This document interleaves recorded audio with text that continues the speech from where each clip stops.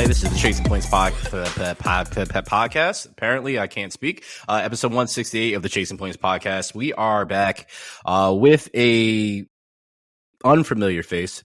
Well, kind of familiar. I canceled him last time, apparently, according to Harrison and Sam. But he's uncanceled, and he is back. We have Brendan back with us. Hello, Brendan. We also have Harrison back, unfortunately, and myself. So here we are to talk about the NFL draft, the NBA playoffs, some soccer, which I'm very happy about, football for some, and a special one at the end. We might have to bump that one up, but we'll get to that. NFL draft. Let's talk some winners and losers. Everybody talked about. I'm not asking how you're doing. Everybody's talking. I'm not doing it. I won't share. I went there before. Not doing it. NFL draft. Recap winners and losers. You can tell me you tell me who your winners and losers are because you're a loser. We got Cam Ward went number one. We got some mix up at the top, and the biggest talk of where Shedeur Sanders landed. Gentlemen, who are your biggest winners, your biggest losers? What stood out to you? And also to highlight, because I'm going to steal his thunder, Harrison made his triumphant return to the NFL draft. Watching. He told us very clearly that he wasn't going to watch it, and he watched damn near every second of it and commented all the way through. So I will start with you, Harrison. What is your thoughts of the draft now that you have returned to it? Well, I just want to go in reverse. Brendan, how are you doing today? Harry, how are you? I'm good, man. Good to see you. Yeah, it's good. It's a good Monday. Happy to be here with you. Likewise. I feel like you skip the rhythm, Haze. Like the rhythm is we get warmed up and I tell you how I'm doing, and then I don't ask you how you're doing. Like that's just what the people are accustomed to. And when you throw them off, I just avoid that now. So we can just get past that now. Okay. Yeah. All right. What was your question? Who is the biggest winners and losers in your mind? You loser. Thank you. I think the biggest winner is me for making my return to the NFL draft. Like you said, I was locked in from the moment it started. I couldn't get over the fact that there was hundreds of thousands of people outside in the parking lot of Lambeau Field. I still quite don't understand why. I think many are in agreement with me of why someone would do this. You're standing out there, and there's a pick every 10 minutes. And what else are you doing during that time? Like, I guess you're just getting hammered. Yeah. But for how long can you do that? I don't know. Brendan said he's going to actually do the podcast for us live there next year, so he'll be our correspondent. On site. So, yeah. On site. Yeah, absolutely. I would consider going just for research purposes because I want to know, like, how's the sound system? Do you get to hear Mel Kiper spazzing out and losing his mind over Shedeur not getting picked? Are you just like, is there a DJ? Is it a festival atmosphere? I just want to know what we're working with here because I truly do not understand why you would stand out there. Do people go all 3 days? Is it a 1-day situation? Do you take Saturday off? Like, just questions. So I'm the winner. Those people are the losers. Yep. So I'll start there, and then maybe I'll let Brandon get into his maybe like actual winners and losers, and then I'll add. Okay, Brendan. Cool. Yeah, no, I mean the people showing up and attending the draft, 100%. They are the official losers of the draft. To each their own, whatever floats your boat. But to Harry's point, like, what are you doing for 3-4 hours just standing there? It doesn't seem like fun. I don't know. I'm just not a big crowd guy either, so maybe that's part of it. But they plan that out too. Like, you got to get a hotel, you get a flight. Like, there's not that many people in Wisconsin. No. So you make that like that's a plan. That's like true. You're doing that. That's a vacation. We're time. Do this. Yeah. Somebody took their valuable vacation time to do that. They did. Yeah. They worked hard all year to go to outside in Lambeau's parking lot to watch their team draft for several hours. And there are also people in the stadium too. I was shocked. Yeah. I was shocked. Yeah. Even bigger losers. Yeah. And you got the people with the face paint and the noggin boss hats. Can we get rid of those hats, please? The giant hats you're talking about? Yeah. Yeah, I hate them so much. Yeah. So it was much. Enjoyable watch for sure. It was a good time. Yeah. Okay. I don't know. Do we want to get into Shedeur right off the bat here? Do we say he's sure the biggest, the loser? I mean, he did get drafted, so he's still technically one in a. Is he technically the loser, or is the NFL the loser? This is why this is an interesting one for me. So I guess you can start there. Do you think he's the loser, or you think the NFL is the loser for how this played out?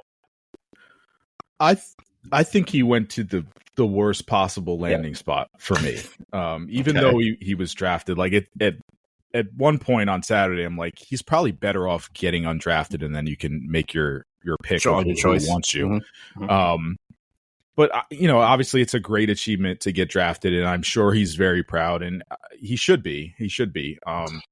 None of us expected him to go that late. No one expected him to go that late. Like his talent is not 5th round talent. I get like, okay, the draft shows you, what NFL teams think of you and as talent evaluators, and you are what your pick is, I guess. Mm-hmm. But that's the thing with the draft. Like you sort out and turn into whatever it is you may be. But yeah, it was super weird, and obviously something that kept it super intriguing and made people want to continue to watch. There wasn't much else after that I was really tuned into. I was kind of like, all right, where's he going to go?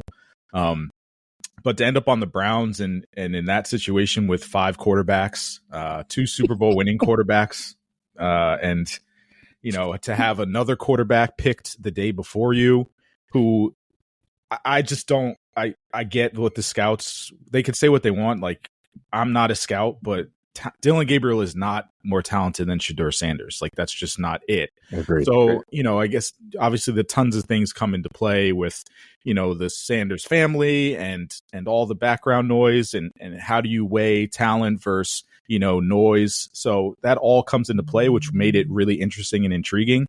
I think he's going to be a good player.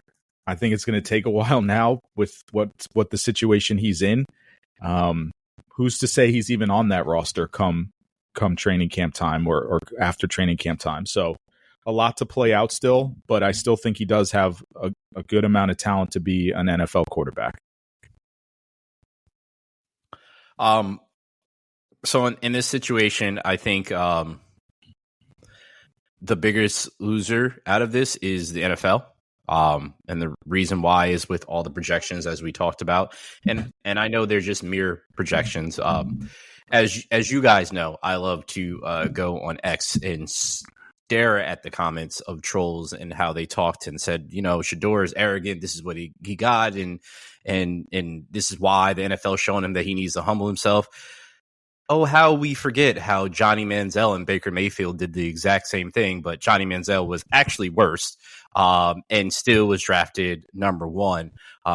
But Shedeur has never been in trouble where Johnny Manziel was, Baker was, and still were drafted at that. You take that as you may, read between the lines, do what you want to do, flip it upside down. I don't really give a shit. Do whatever you want to do with that. But it's very clear what I'm saying here. The goalpost is moved several times.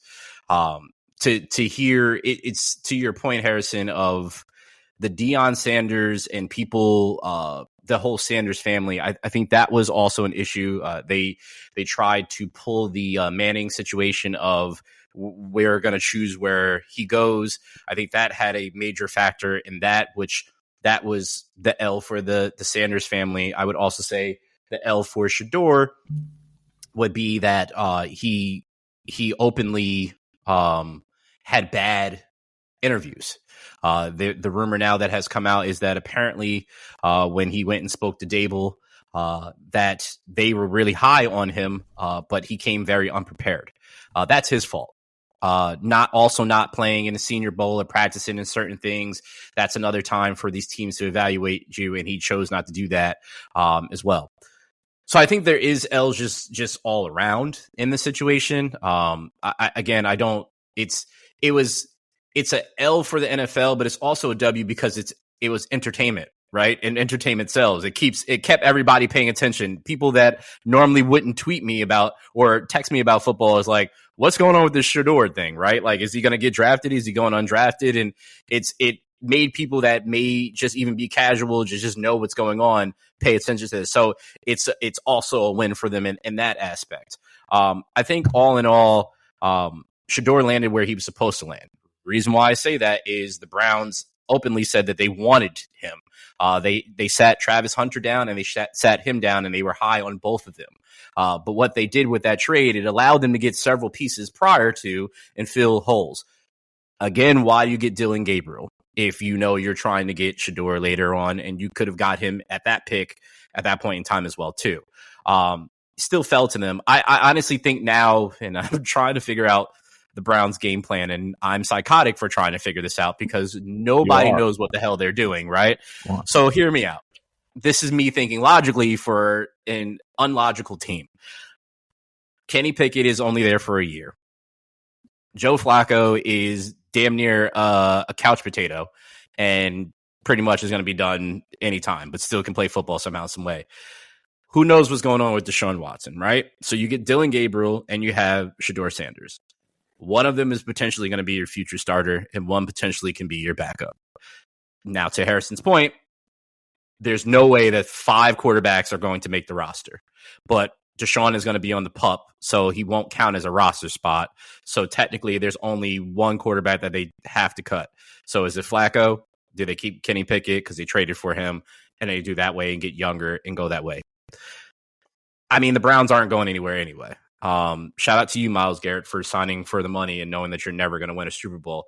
But yeah, I think all in all, it's just it was a weird but entertaining situation. I just think it's a black eye kind of all around, but also is very, very intriguing. And now Shedeur has a great opportunity to show all these teams, you passed on me, here's what you get. And now you have an opportunity to shut everybody up. So I think people keep forgetting that this young man was, what was it? That's that Pac-10 or what is that? The Pac-12? What's the conference up there? They're Big 12. Big 12. He was the Big 12 Offensive Player of the Year, if I remember correctly. He was the number 1 quarterback in there. This guy, his mentor is Tom Brady, who trains him in the offseason. He is a phenomenal pocket passer. Yes, he's not very mobile. I know they kind of trash his arm strength, but he can make every single throw possible. It's just his decision making has to be a little bit quicker, which that comes with time as well. And he still did electric things, even with the talent around him. So I think he'll be fine. But now this is really the opportunity to put up or shut up. Really, put up or shut up now. Yeah, we're going to see what he's all about, right? Yeah, and if the claims are true, right, we're going to see it's a test of his character and probably something he hasn't really gone through before, right? I mean, growing up as primetime son and his dad's his coach, Colorado, and it was Jackson State before that, I think it was, right? So it's like, we'll see what he's all about. This is really the first time he has to face adversity, right? And to this magnitude, I should say. Yes. So we'll see. We'll see what he does. It's funny you bring up Baker and Johnny Football, both also drafted by the Browns. Yep. So let's hope for Shedeur's sake he doesn't follow suit there. But yeah, it definitely kept you glued to the TV. I love the draft. Typically, I tune out after the second round, and this definitely kept me engaged throughout. So to your point, maybe it's a win and a loss for the NFL here because they got the viewership for sure. I'm telling you right now, it was talked about everywhere I went. I heard somebody talking about it. So in Roger Goodell's mind, he's like, this is a W. Like, I don't care. You kept talking about our product. You paid attention. You tuned in. You wanted to see the people tweeting about it. You got all the engagement you wanted. That's a W. Yep. No matter how it panned out, how they look in the grand scheme of things, it's attention that was brought to the game and brought to the draft. To your point, Brendan, people fall off after the second or third round, I would say. Really is when people start to fall off. The fact that he went in the 5th round, people were still paying attention all the way to that. So it's I guess it's good for the product. Maybe. Who knows? Who knows? Yeah, it's good for the product. It's just flat up good. It sells. So it does what it needs to do. Very boring. Cam Ward went 1, which we all knew. There was no boring thing there. What was interesting though is that the Jags traded up with the Browns, since we were just talking about them, and went and got Travis Hunter, which is good for them. And they said the young GM there, I don't know his name, but looks pretty cool, said that he is going to play both sides, and that's their intentions for him as well. We'll see if that actually pans out. I hope it does, because I would like to see it. But he seems very excited. He's a very energetic kid, Travis Hunter, and I think he has a capability of doing it. Now, how many snaps he gets on both sides, I think that is the part that might be limited. At least they'll do that in spring training. Will probably be, and preseason will be the time that we really get to see that. But I'm happy for him to see where he goes. I think he can be absolutely electric on the offensive side. He's just his route running is not great. I will be one to say that. He can blow past you, but his route running is not the greatest at all. I think if he can improve on that, he'll get the separation that he needs to get, and he'll put people in the blender, and then it'll be some take the top off of defenses and allow things to work under. So shout outs to him. What did you guys think of that trade? Cam Ward was like barely off the stage before they started the next. Yeah, pretty much. It was like such a predictable number one, and I like Cam Ward, and he just did not get any time of day because of just everything that happened after him and the discourse all throughout the weekend. But shout out to Cam Ward. I think he's going to do well in Tennessee. I think he has all the tools to be a really good quarterback. So hopefully they build around him in the right way. But shout out to Warren Moon as well. Yeah, that was really cool. The number that was really cool. Yeah, very cool. But with Travis, I love him as a football player. He's electric, box office stuff. Like it was a incredibly good move for the Jaguars to move up and give Trevor Lawrence the tools to see if we're not Trevor Lawrence believers. I don't know about you, Bacon. I'm just not the biggest fan. I never have been. Yeah.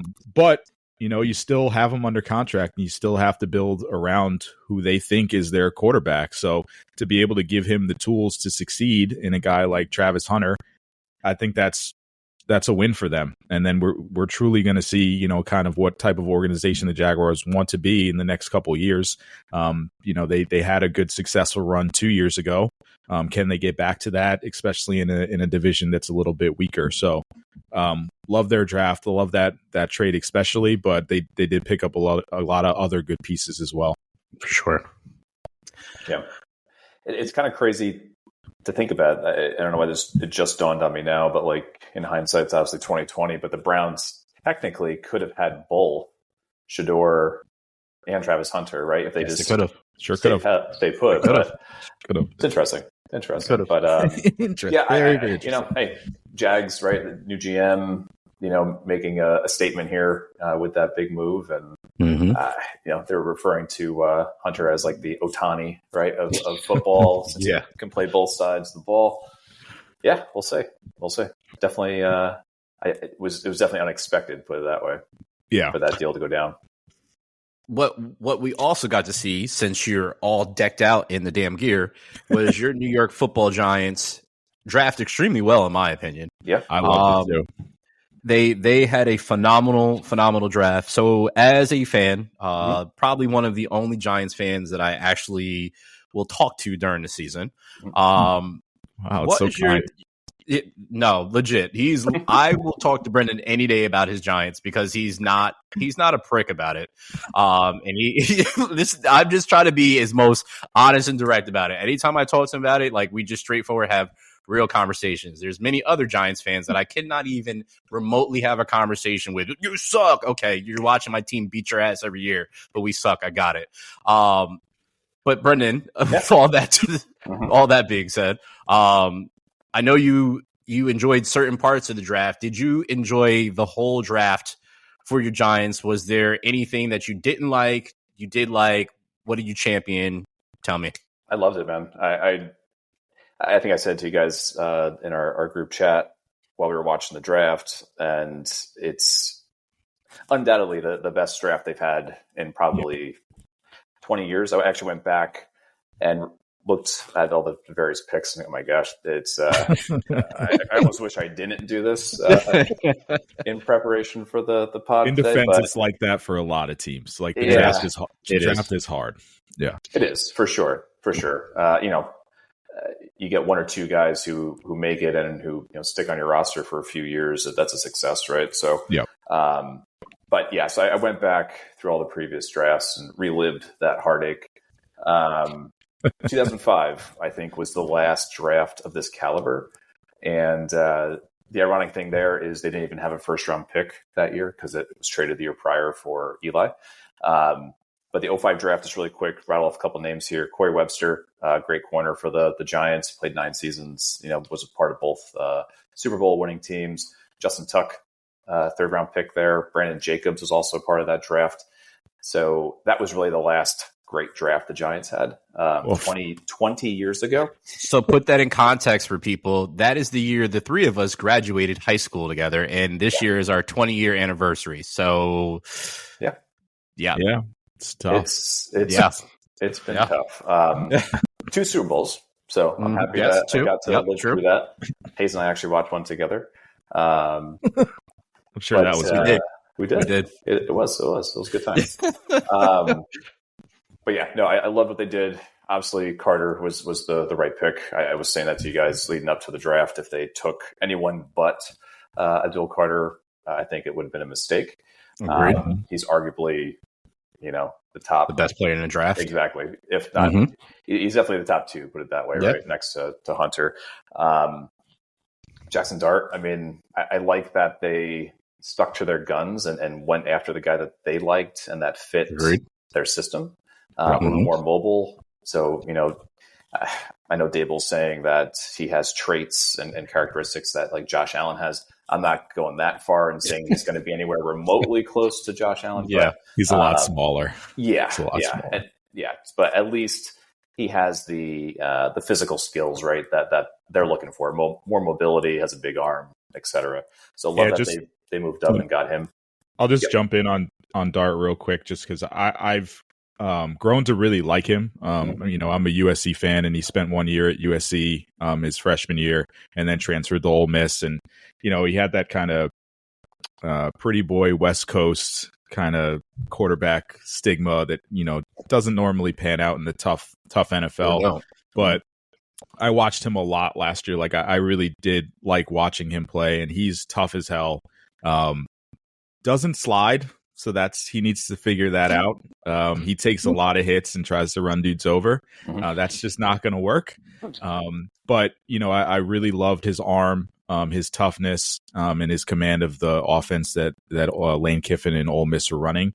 So I really, really think he can do really good things for the Giants in the future. And I think having him sit a year behind Russ and Jameis and just kind of soak it all in and get to learn the offense and learn how to work an NFL offense. The Ole Miss one was sometimes gimmicky and a lot of trick plays and big plays, but working on those shorter routes and being kind of just more a responsible quarterback will be huge for him this first year. And I see a good future for him. I obviously champion the first pick as a Penn State fan. I hate seeing another one of my guys go to the Giants. I had to watch it with Saquon. So get him warmed up so he can come to the Eagles later on in his career, as he is a diehard Eagles fan. But now he won't be because he's a Giants player. But no, Abdul Carter, 100%, in my opinion, was the number 1 overall player, regardless of his injury or not. That man can play line up as linebacker, play edge. So you have the capability of putting him wherever you need to put him in due time. He can cover extremely well. He can also get to the quarterback like that. That D-line, as I've said in our group chat, is one of the best defensive lines in the league. Yeah. Period. Yeah. So if you don't have a good offensive line, good luck to you. Now it's just going to be interesting to see what they do on the offensive side, because I feel like the defensive side is going to get them the ball back a lot this year. If they put it all together the way that they could and should, because on paper they look good. Right. Obviously, on paper and on the field, the two different things. But on paper, if it pans out the way it should pan out, they're going to be touching the quarterback a lot. And the quarterback is not going to like that. Yeah. I do enjoy Dart. I believe that he needs to he needs to toughen up. I forgot what game was that he cried after throwing 3 picks in a row. That just means he cares, Haze. Sure. I never cry after giving up something like that, but whatever. To each his own. Harrison, you used to yell, so I don't even want to hear you. It's an emotional games are emotional. Yeah, okay, exactly. So you understand it was no tears. He needs to figure out what he's going to do in that. I think he can toughen up for sure. 100% he needs to get the sliding coach that they had in Hard Knocks for Caleb and learn how to slide ASAP. Get that slip and slide, pull it out, and start figuring out what they need to do ASAP. But I think all in all, this was extremely solid. Shout out to my one idiot friend that said that they should have tanked this year to go and try to get Arch Manning. Didn't you say that? Didn't you say that? No. Oh, okay. I said what I think I said that's a weird thing that they think they should do. Oh, okay. That's what they believe that they should do. It's not what's going to happen. Yeah. That's such a tough thing to. It is. You can't. You can't gauge that. You can go out and have a great season, and then you're nowhere near picking that, and then it's just like, okay, what do we do here? Yeah. I know. Sorry, I'm going to cut you off. I just want to jump back into their 3rd round pick. Also, really excited about Darius Alexander there. I didn't really, I'll be completely honest, didn't know too much about him going into the draft, but then everything I've read, everything I've heard, the value for where they got him was really, really good. Exceptional there. And of course, Scattaboo in the 4th. Little bowling I don't like ball. Scattaboo at all. Little bowling ball there. I can't stand him. I like him a lot. I like him a lot. I think I really like his draft. Yeah. I can't stand him, but he's a bowling ball. Like he's literally he hits people and he keeps going. So you guys built like a fire hydrant. But I also want to go back really quick to your comment about warming up Carter to become an Eagle eventually. Is Dave Gettleman somewhere smiling right now and saying, "You see, guys, I made the right choice in selecting Saquon over those quarterbacks that failed, right? In that draft class." I don't know. I'm just saying it seems like it wasn't that bad of a move and selection after all. I think it wasn't the selection itself wasn't bad. It's what they did to build around that was terrible. Fair. What you did, first off, Daniel Jones is exactly where he should have been right now in the NFL, is a backup quarterback. Mm-hmm. No offense to the young man whatsoever. That is where his peak was. I get that he started and had some flashes. Oh, he got the team to the playoffs. Brendan, you know good as well as I do. That was a flash in the pan. And that was just, it is what it is. Daniel Jones wasn't anything. I do feel that there's other pieces that they could have got, other veteran players, and really sat there and plugged in. But the problem has been, and we've talked about this, Brendan, since Tom Coughlin, that offensive line has been Swiss cheese. I don't understand why they haven't they've gotten veterans and whatnot and tried to plug and play, and it has not worked out. They have not developed any offensive line, like true offensive linemen, except for a couple, to actually flourish. And that's the biggest problem. I said to you very, very clearly, I believe if they had an offensive line, Eli would have had a couple more years left in him. And I honestly believe when Eli Manning had an opportunity to not get touched, he would pick any team apart, period. Well, I mean, that's the issue. That's when they were the most successful, and they had built that line up. And I agree.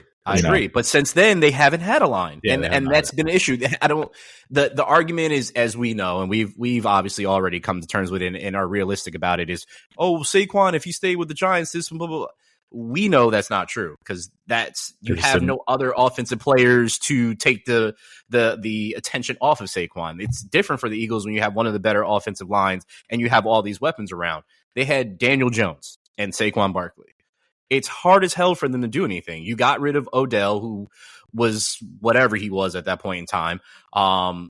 You had what's the tight end that you guys had? Ingram, who never panned out to be anything. What's the wide receiver that was injured all the time?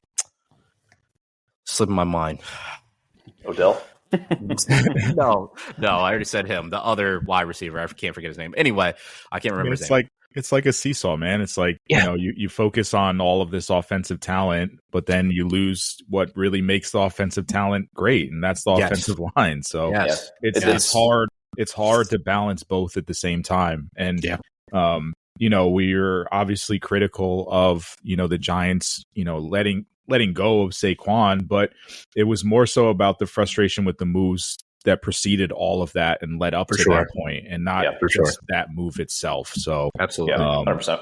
In a vacuum, it's tough, and it seems they still haven't really addressed offensive line yet, but we'll see. It was better last year than what it had been, but again, this goes back to failed drafts as well, right? I mean, most teams build their teams through the draft in the NFL, especially the trenches, right? I mean, Hayes, the Eagles are probably the best in the league at finding guys on the offensive line or defensive line in the latter part of the draft, and they become starters. They become Pro Bowlers, in going back through the previous drafts, seeing like the Eric Flowers and the Justin Hughes of the world, it's no wonder why the Giants have been bad for so long. To your point, like they got away from what made them successful for sure during the Eli years there. Like you mentioned, their offensive line was probably the best in the league. The best in the league. They were running people, steamrolling people. Yeah. And obviously we all know about their defensive line, with OC and Tuck, and Strahan and JPP. So they probably also hoped that Brandon Jacobs was doing a line of coke before he was going out there and just running people over. That probably helps too. Yeah, if you didn't know about that, it was a story he talked about on a podcast. That's what he used to do. Just wild. Guy was a monster. Yeah. I mean, and Bradshaw was a beast too, even for his size. So yeah, I guess that's what you got to do sometimes. I don't know. Going back to Shedeur really quick, I wish the Giants Hard Knocks was this year so that we could actually have seen the whiteboard. Because going back to Dable last year, and he was really putting like Jaden Daniels on the spot and Caleb Williams on the spot, having them set up plays and then repeat it back to him. Wish it would have been this year, so we could have seen exactly that'd have been interesting what Shedeur did there. That'd be very interesting. So that's you can go watch the QB class with Gruden. He has Dart on there, so that was pretty good. It was pretty solid. I watched that one. Yeah, I did not, but I did watch the Eagles draft. And here we go. I don't know how Howie Roseman continues to do the shit that he does, but I am very thankful that I am a fan of the team that he does it for. To get Jahad Campbell, who would have been in the top 15 pick if it wasn't due to his injuries, at linebacker, you just added a guy, one of the two guys that they drafted, their first two picks, were two guys that blew up Jackson Dart in college football. If you don't know what I'm talking about, I will send you both a clip after this. But the two hardest hits he took in college football was from Jahad Campbell and the second pick, Drew Makumba from Texas. A solid safety. Again, I don't know how he stayed around so long for anybody. He was one of the better safeties in how he played for Texas. You watched it in the playoffs against Arizona State and throughout the whole season. Phenomenal safety, period. Just absolutely love. But I think my favorite pick was Ty Robinson, the defensive tackle of Nebraska. As Brennan just talked about the trenches, this guy is the longest tenure Nebraska player. And when I say that he is a brick wall, this man is made like they cut him straight out of the mountain and just put him on a D-line and said, do your thing. This man is humongous. And he is quick and he's just beefy. And you can do whatever you want to do with that. But all about those beefy boys. Yeah. He did. That is a good old farmer boy that's just picking up hay barrels on the weekend just for fun. Absolute dog. I enjoy what he is. And another dog for me was Mac McWilliams from Central Florida as a CB. So great name. It is. It is. I think Howie Roseman really loves Alabama and Georgia because most of the team is now made up of Alabama and Georgia players. So, I mean, I'm not mad at it. You're not going to go too wrong picking, SEC you're not. guys. You're not. It's very true. Very true. It's a pro sport down there. Two of the franchises or colleges that have had a bit of national championships or in the playoffs damn near every year, you should probably look at players on their team. They have infinite amount of depth. Seems like Howie just continues to stay there for whatever reason, and I'm fine with it. I also think I think the part that we talk about it, but that goes underrated, is these guys know each other. So it's not like they have to learn their new teammate. They know their teammate, which is a big part of in sports, is you got to learn the other person, what they like, what they don't like. Jordan Davis and Jalen Carter played with each other. Ed Nolan Smith played with each other on the defensive line. They already know each other. They already had cues. Nakobe Dean right behind them already had cues. Like, it's things that they already knew and already communicate with each other. So something that takes years of doing, they've already had it because they had that. So I think that doesn't get talked about enough. So I enjoyed it. I did not like the Kyle McCord 6th round pick from Syracuse. But he grew up as an Eagles fan, but I'm good not having a Syracuse quarterback on the roster ever. So there's that. He'll be a good backup. He's got a lot of people. I think I read he's the highest spin rate on his ball out of anyone. Like, the guy really spins it, and his arm is crazy. So he's one of the smartest quarterbacks. I can give you that. He's actually one of the smartest. So shout out to him. You'll be happy. You'll be happy if he just never sees the field. But he's a fine. Yeah, but he's not. Listen, there's Dorian. Dorian Thompson, whatever, is the backup, and McKinney. So he's never touching the field. So it's okay. How dare you slander Syracuse quarterbacks? I mean, as an Eagles fan. No, that's the only. There's only one, and since him, I have not cared about any other one. Okay, he's the one that brought me to the Eagles. That's it. Mm-hmm. It's one that brought me to the Eagles too. My favorite. See? Yeah. Pushed me away too. People's champ. Since you both have homer moments, can I talk about my birds? Go Cards. I was hoping you talk about the Jets. I'm good. But we'll talk Cards. I love what they did. They went. I hate what they did. Why do you hate what they did? Oh, because all the picks that they picked were picks. No. All the picks that they had and picked were picks that I wanted for the Eagles. So. Yeah, they went heavy on defense, starting with Walter Nolan, big dude from Ole Miss. Got maybe the biggest steal in the draft with Will Johnson as a corner in the second round. Like, he was top 10 talent. Like, he was just injured last year. Easily. Yep. Jordan Birch, big edge from Oregon, very fast, and they just continued down the list with defensive players. And like I said last week when we talked, like that. The hole was obvious. They need playmakers on the defensive side of the ball. And I think some of these guys can come in right away and be that. I agreed. That's the only reason I hated it. It's not because of you. It's because they picked really, really good defensive players and got my boy Sweaty as well too. So enjoy Sweaty. No, their defensive line is going to look entirely different. And if they can, I'm telling you right now, I would not be surprised if their defensive line looks like the Eagles' defensive line when they went to the Super Bowl. It's going to be blitz heavy, and they are going to be rushing the passer heavy this year. So it would be nice. Hopefully, your biracial Jesus over there can stay healthy and not have some bonehead plays, because then you guys could be really in a playoff hunt for real. My short king won't have to force it. Yeah, he won't have to force it anymore. No, he had to force it all over the field last year because they couldn't stop anyone.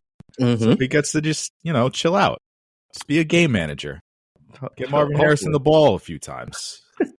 A few times. You should probably look his way first and then look second other places. McBride can be second. Let's get to playoffs, unless there's anything else that stood out to you guys about the draft. Playoffs. Okay, playoffs it is. OKC swept the YNs. The Memphis Grizzlies. Huh? The YNs? Huh? You said the YNs. YNs, yes, YNs. Okay. Yeah. Okay. I get what you're saying. I get what you're saying. I'm picking up what you're putting down. Yeah, they swept the Memphis Grizzlies. Yeah, it was not even a competition whatsoever. It wasn't good. You put what's next for the Grizzlies, tear it down. Tear it down. At this point, just tear it down. And when I'm saying tear it down, I'm also saying, what do you do with Ja? Do you keep Ja right now, or do you move on? Brendan, I know you want to do something very, very badly when I'm saying Ja. Where's Ja? I know you want to.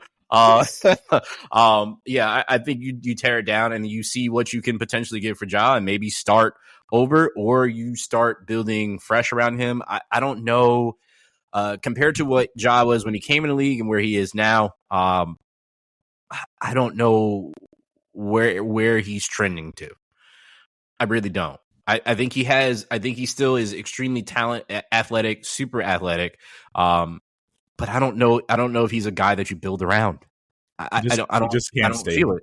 He just can't stay healthy. Like that's true. Or on the court when healthy. Yeah, because he does bonehead stuff. So, but he's got 3 years left at about 40 mil per each year. So that's really tough. So I don't know. Sneakers are nice. Yeah. Sneakers are nice. Yeah. That's about it. Nuggets and Clippers are tied 2-2. The next game is Tuesday at 10 p.m. So today, when you guys hear this actual recording, the series has been very, very fun. It got really, really chippy over the weekend. You had a pushing fight between James Harden and Jokic, and also Aaron Gordon. I'm so glad they didn't call it a punch, because he definitely did not throw a punch. It was offsetting technical fouls. So it was really, really, really interesting. It's turning up. Also got one of the best endings to a game ever. It's the only playoff game to ever end in a dunk, if I remember correctly. Alley-oop. Yeah. And then after the game, what Gordon say? He said, "Nice pass." Jokic was like, "Yeah, sure was passing that." But that was insane. Insane. This series is awesome. This series is so good. It's definitely one of the better ones. I'm definitely enjoying that. Definitely enjoying the Warriors Rockets. The Warriors experience, even with Jimmy Butler being out, but is expected to play tonight when we're recording this. The Warriors lead the series 2-1. If the Warriors are somehow, some way able to pull this, it's looking very grim for the Rockets, but I don't think the Rockets are losing tonight. I don't believe they're losing tonight. It was a huge steal for the Warriors in Game 3 to win without Jimmy. Rockets are going to have to bring it tonight, especially in Golden State. Agreed.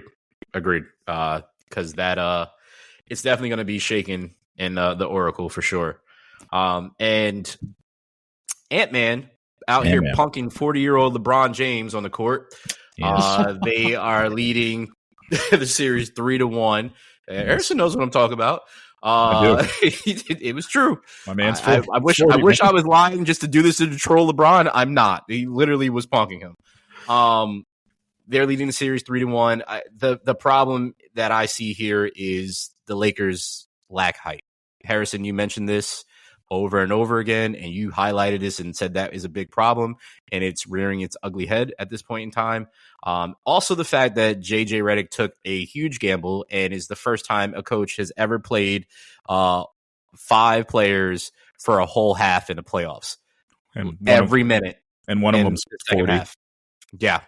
So shout outs to Tom Thibodeau for taking all the heat that we talked about before about overplaying his players, because JJ said, "Hold my beer," and went and did something even further here. It's kind of nuts. He has no choice. I mean, you can't. He does have no choice, and the Lakers still could have and should have won that game. They almost could have and should have because of who they played. Like, you can't put in Jackson Hayes. He's unplayable right now. Very much so. He's unplayable. Very much so. But yeah, Ant is punking a 40-year-old man. It's usually what we see from superstars much earlier, and sometimes when you know it's your time to go, the Lord gives you signs. This might be a big sign for Bron.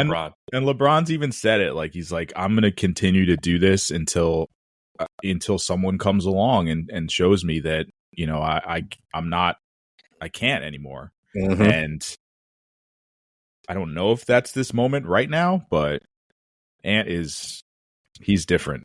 He's different. And if he wasn't such a fucking idiot off the court, he'd easily be, you know, the face of the league. But the guy's a moron. And yeah. I mean, y'all, you can go look it up. But he just does dumb stuff. He's the definition of a crash out. Yeah, he's just immature. Just immature. Very, very, very much so. He is my favorite player in basketball, period. Love watching him on the court. Favorite player in basketball right now. To your point, what he does on the court is just remarkable. The way he talks about his teammates is also remarkable. He bigs them up all the time. He talked about Naz Reid. Naz Reid, shout out to him. He's the clutch player on the T-Wolves. Every time they need a big shot, it's Naz Reid. Yeah, it's Naz Reid. Yeah. So shout out to him on that. And that's the frustrating thing with Ant. Like, he's a very good teammate. He gives all of the credit to his teammates. Mm-hmm. He balls out on the court. He doesn't back down from anyone. But like the off the court stuff is just so bad. Boneheaded. Yeah. So bad. Yeah. Yeah, homie. Get it together. The Cavs are leading the Heat 3-0. The next game is tonight as we're recording this, 7:30 p.m. on TNT. Darius Garland and Tyler Hero. Tyler Hero's been getting into a lot of it this year, huh? He's just been hearing it from all angles. He's an easy target. He is an easy target. I mean, Tyler, you already won off the court. You should just relax, bro. You got it. You got it. A resident non-basketball guy, Brendan, post-game interview, they asked Darius Garland what they have to do to continue to be successful, and he just says, attack Tyler Hero. And then Tyler Hero is asked about those comments, and he says, well, that guy doesn't play any defense at all, so he shouldn't be talking. So they're just kind of going back and forth. But it's very odd beef. It's unnecessary, but here we Tyler are. can think about better comebacks when he's gone fishing, because it's going to happen tonight because they're getting swept. They're getting swept. Yep. It's a done deal. This series is pretty much over. After Dame tore his Achilles yesterday, when he went down, something in my head said Achilles. It didn't look good. He got carried off. Couldn't put any weight on it. Just knew it wasn't great. The Pacers are leading the series 3-1. It was over. I don't know. It was over before that. I mean, it was. And, you know, the Bucks are shooting 50% from the field, like 40% from three, +2 in the turnover margin, and they're down 22 points. So the Pacers are just better, and they're going to be a tough matchup for who will they have next? The Cavs next. So that'll be an interesting series. Mm-hmm. That'd be very, very fun. Brendan, I know you watched this because this is your team. The Knicks lead the series 3-1 over the Pistons. Thanks to a clear missed call on a 3-pointer. Josh Hart jumping through Tim Hardaway Jr. and a ref standing right there and not calling a goddamn thing. But that's fine. And then what's worse is you're going to put a post-game post out and say, we missed the call. At that point, you might as well just not put that post-game report out because we all know you missed the call. We know it. We watched it. You missed it. But as I said, Softy McSoftington in our chat, that is Big Cat, made some phenomenal shots and helped lead this Knicks team to where they need to go. And I can't go on without saying that Jalen Brunson is him. He is a phenomenal player. He's technically small, but he plays. I think his best plays come after contact every single time. He does the wildest things after contact, and it just drops. So I would shout out to the Knicks. I love Jalen Brunson. Uh-oh. Here we go. The flopping has to stop, bro. Like, it's really fucking bad. And he's getting the reputation around the league as the biggest flopper in the league, and he doesn't need that. He's a tough player. He's a good player. Who was his former teammate? Luka? Doesn't Luka flop a lot? Yeah, Luka flops a lot. They all flop. They all flop a lot. I mean, they do. Flop a lot. They do. But I'm just saying, he learned he learned from the best. But just like chill out a little bit. Like the gamesmanship is fine. Like I'm, a Chris Paul fan. I've been a Chris Paul fan for a long time. Same. He flopped a hell of a lot too. But you get from that Chris Paul level to like the James Harden level, and then it's like kind of insufferable. So like just stay at the Chris Paul level, and we're cool. Like we're fine. Brendan, have you been watching your New York Knicks? No, I haven't, to be honest with you. But I do have a hell of a stat here. Okay, Jalen Brunson. Love that. Okay. So he has scored 248 points in 248 minutes during the fourth quarter in his Knicks playoff career. It's pretty good. To your point, Hayes, Jalen Brunson is him. Yeah, he is. He is. Yes. And that was Brendan on the Knicks rundown. Shout out Cade Cunningham, absolute baller. Yep. Yes. Gonna be like superstar. No he question. He is already in my mind. He's one of the best guards in the league, period. He's so good. He may not be a household name, but to basketball fans, you know who he is. Took him a little bit. Took him, a little longer than expected for a first overall pick. But I mean, he also was on a team that barely won any games last year, so it probably 100%. didn't help his cause. 100%. That was just a travesty last year. So, Celtics are leading the series 3-1 against the Magic. I will flat out say this: I know I trashed the Magic last week. I watched this whole game. They're playing well. This whole game. If they had the other Wagner playing and Suggs, right? If they had them, I'm telling you right now, the Celtics would be in trouble. Haley Van List Bootang. Yeah, yep. Yeah. They would be in trouble right now. I think the Magic healthy are you've put me on notice, Magic. Let me just put it that way. Watching you put me on notice. I already know about Paolo. It's just an absolute monster. And then Vons Wagner is also another monster. So I think they're just they're like a year or two away from being what I think they're going to be, which is a powerhouse. And the Celtics, they still look good. I really don't have much to say about them, except for Al Horford retire. You really don't need to play basketball. You should have retired after you won the championship. You really don't need to play anymore. He's still balling. I guess. Porzingis, with all the money that you made in the NBA, get a whole new body because you are fragile as shit, and can't stay healthy. But I love when you're on the court. Right. That's all I got there. Let's go back to Dame real quick because I mean, me and you, that's one of our favorite players of all time. Yeah, It's gonna be. I don't doubt him coming back, and I know he'll try. But it's been a rough last 2 years as far as injuries and age, and guards traditionally, really don't last until outside of their mid-30s. I can't think of one. Like Steph is kind of the only one that comes to mind that is still kind of doing it.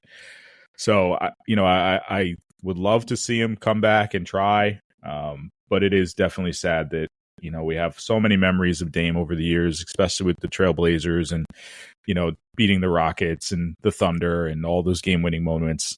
So to see him go out without a championship is tough. But yeah, he's had a great career and I've enjoyed watching it. I will comment on this. Steph is basically the basketball version of Benjamin Button. because he started off his career with hella injuries and was almost out of the league. That's true. And has turned around and created a Hall of Fame career and become the greatest shooter of all time. So it's crazy because, like, to what you said, Harrison, as we see how basketball or solid point guards, amazing point guards go there, they start off high and then that decline is just sharp. Steph went from, hey, we don't even know if you're going to still be in the league, and then, hey, you're the greatest shooter and arguably one of the greatest players of all time. So, but for Dame, it really hurts to watch this. Shout out to Portland for sucking the life out of two of my favorite players, Brandon Roy and him. I think Dame's pride was his downfall. He allowed himself to stay there and didn't want to trade and want to be, I want to beat these guys and not be a part of big threes and all this stuff. Like, there was many of years that I believe he should have left, and I hoped he would have left to go to another team, or vice versa. Somebody actually came to Portland and played and created a better team. I know the time with him and CJ was great. And, they had some playoff runs, but never just could get over the hump just with the teams that they ran into. It's going to be hard. But the stubbornness to not leave is also what made him special, too. I agree. I do agree. But I think there was also a point in time it was just like, all right, Dame, like, I get it. I know you don't want to do this, but I want to see you win. And I want to see you kind of like just leave at this point in time because they're not getting the pieces for you to actually go around. Like, I would have loved to see him go to Miami if that trade would have actually happened and been down there with Jimmy and whatnot. And then going to Milwaukee, it's kind of just been a failure since day one. It's also going to be very intriguing what Giannis does now. You know what I mean? Like, this is going to be a very interesting point moving forward with that too. So speedy recovery to him. Hopefully he gets another chance. I mean, it's going to be tough, but we'll see what happens. We'll play. But yeah, NBA guards are like NFL running backs. It happens fast. Yeah. Well, I mean, they said the running back position was dead, and Saquon proved that wrong. But How old is Saquon? 28. Yeah, is he? 28. You got I think he's 28. You got 2 more years. 28. That's fine. Yep. Yeah. You're 28, right? Yep. Yeah. Yep. Okay. Yeah. That's fine. I'll enjoy the 2 more years. That's all I'm saying. Like, the age thing is like really hard to. It truly is. Like, if you're a running back in your 30s, like, you're not a running back in your 30s. Yeah. Good luck. If you're an NBA guard at 34, 35, you see in China. I mean, it's probably going to help Saquon when you have an offensive line that doesn't allow you to be touched for the first 2 yards. Sure. On average, that'd probably help him for a little bit, just a little bit more. But there'll definitely be a decline at some point. But maybe he is a athletic specimen, so who knows where he'll be. Do you care? Liverpool wins the Premier League. No, I don't care for Liverpool. I hate Liverpool. So I don't know why you did this to us. I hate Liverpool. Shout out Man U. Yeah, I guess shout out to Salah. That's my guy. So sure. Outside of that, I could care less. All right, next one. Yeah. Champions League semifinals. You have Arsenal versus PSG Tuesday, 3 p.m. on CBS and Paramount Plus. Nobody has Paramount Plus. No one has Paramount Plus. Not a soul. Excuse me? Bacon, do you have Paramount Plus? I do. Oh, boy. For Yellowstone, didn't you? Yellowstone. Oh, my God. I knew Yeah. That checks out. Mm-hmm. That checks out. Mm-hmm. Yep. Mm-hmm. Damn.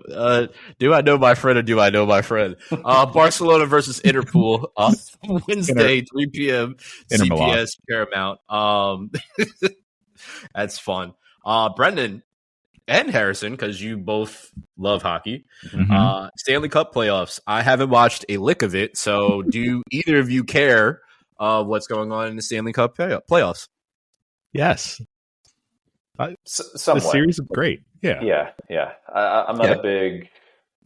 Once my teams are out, I'm not really, connected. As connected. Yeah. But with that being said, I think you guys can both agree there's nothing else like playoff hockey. Just the intensity and there was like a bench brawl in the Capitals Montreal. I think the ref got a punch in. I think he was just things like that happen on a regular basis, and it's just a whole nother level of intensity when it comes playoff time in hockey. So get to Stanley Cup Finals, maybe I'll watch a game or two, but once my teams are out, I'm pretty much out. Yeah, I'm done.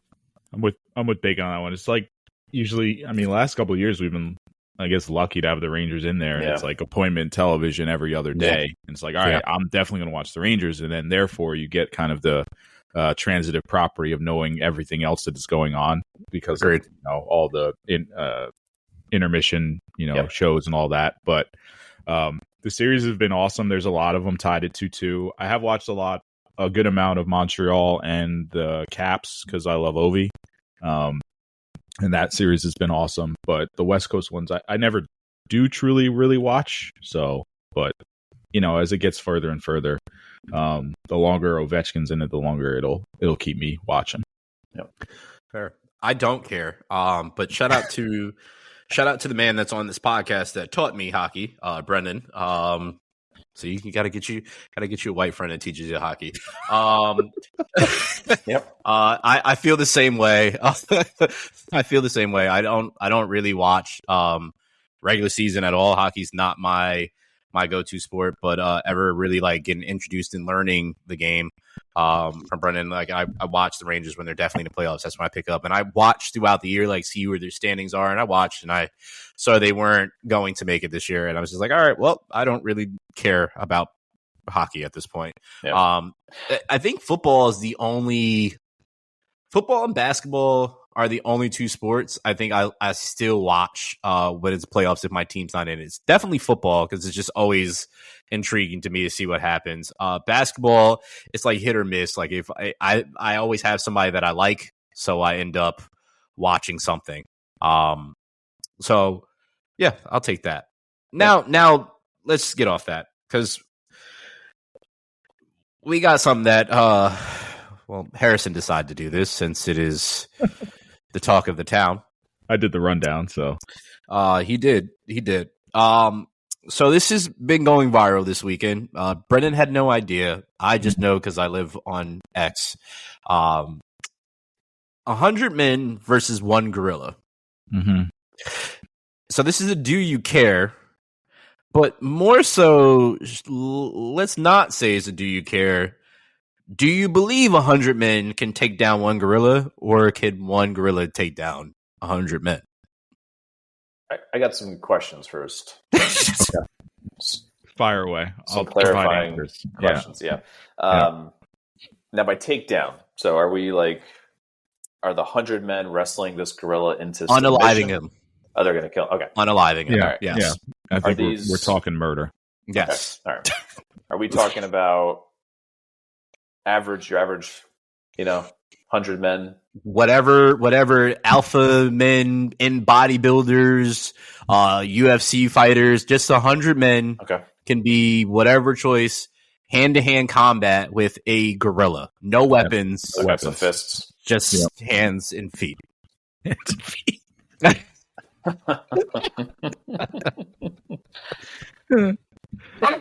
No. Any other questions? No, that does it. All right. What type of gorilla are we talking about here? Are we talking a silverback gorilla, male gorilla? Yep. Okay, all right. Yeah. I don't think so. How are you going to kill it? You ever see the neck on one of those things? You're not going to choke it out,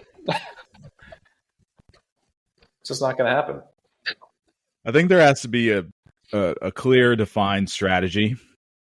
Okay. There also has to be a meeting beforehand, knowing that all 100 men are not going to come out alive. So, you have to be willing to die for the cause, I think. And you have to know going in, the first 20, or you're going to lose, 20 guys. Right off rip. Right off rip. You're going to lose. I don't see it happening. I think the psychological warfare that gorilla will play on these 100 men when they see the first limb get ripped off. Thank you. I'm out. Like, if I'm number 98, you know, why would I do this? You know, we get 30 guys that pile on. If I'm 31, I'm backing off a little bit. Are we still talking about? I mean, I don't know if I can really.